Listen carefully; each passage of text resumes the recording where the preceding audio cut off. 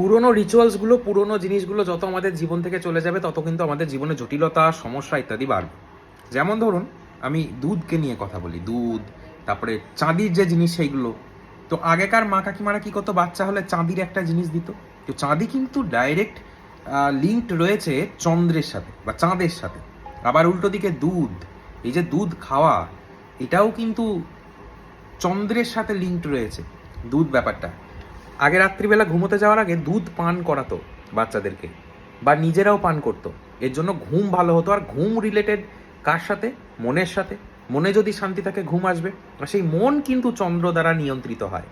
তো দুধ খেলে চন্দ্র স্ট্রং হয়, মনোবল বাড়ে, কনফিউশন চলে যায়, ডিপ্রেশন কেটে যায়, অ্যাংজাইটি, ওভার থিঙ্কিংয়ের সমস্যা চলে যায়, তাই আমাদের ঘুম আসে।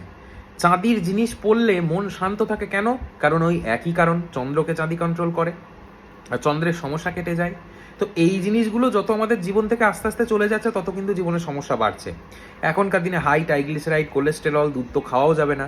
আর চাঁদির জিনিস সচরাচর মানুষ এখন পড়ে না।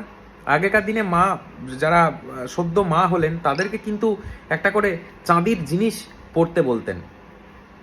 ছেলে মেয়েদেরকে শান্তশিষ্টভাবে মানুষ করতো সেই মা। মাথার মধ্যে চাপ অতটা আসতো না, বা হরমোনাল ইমব্যালেন্স যখন ঘটতো, মুড সুইং অতটা হতো না, চাঁদির জিনিস। এখন তো চাঁদি কেউ পড়ে না, সোনা পড়ে, তাও আবার সেটা একটু সবাইকে দেখানোর জন্যই। তো যাই হোক, পুরোনো দিনের রিচুয়ালসগুলো আমাদেরকে মেনে চলতে হবে। চন্দ্রমাকে কন্ট্রোল করার নিয়ম আমি একটা বলে দিচ্ছি, খুব সুন্দর নিয়ম। এটা করে অনেকেই উপকৃত হবেন। সেটা কি? আপনি যদি দুধ খেতে পারেন, আপনার শরীরে যদি কোনো সমস্যা না থাকে, অবশ্যই খাবেন 1 গ্লাস করে প্রতিদিন দুধ। আর যদি শারীরিক সমস্যা থাকে তাহলে সেক্ষেত্রে একটা করে ফল খাবেন যে ফলে রস বেশি আছে, যেমন লেবু, শশা, এই সমস্ত ফল। বেদানা, যেখানে রস আছে, সেটা কিন্তু ডাইরেক্টলি চন্দ্রমার সাথে লিঙ্কড, এবং চন্দ্রকে কন্ট্রোল করবে, মনকে স্ট্রং করবে। মায়ের সেবা বেশি করে করবেন, মাকে বেশি করে ভালোবাসবেন, চন্দ্রমা স্ট্রং হবে। ভিডিওটাকে অবশ্যই শেয়ার করে দেবেন। জন্মছক হস্তরেখা বিচারের জন্য স্ক্রিনে দেওয়া নাম্বারে হোয়াটসঅ্যাপে SMS করুন। অনলাইনে জন্মছক বিচার করে দেওয়ার সুব্যবস্থা রয়েছে। রাধে রাধে।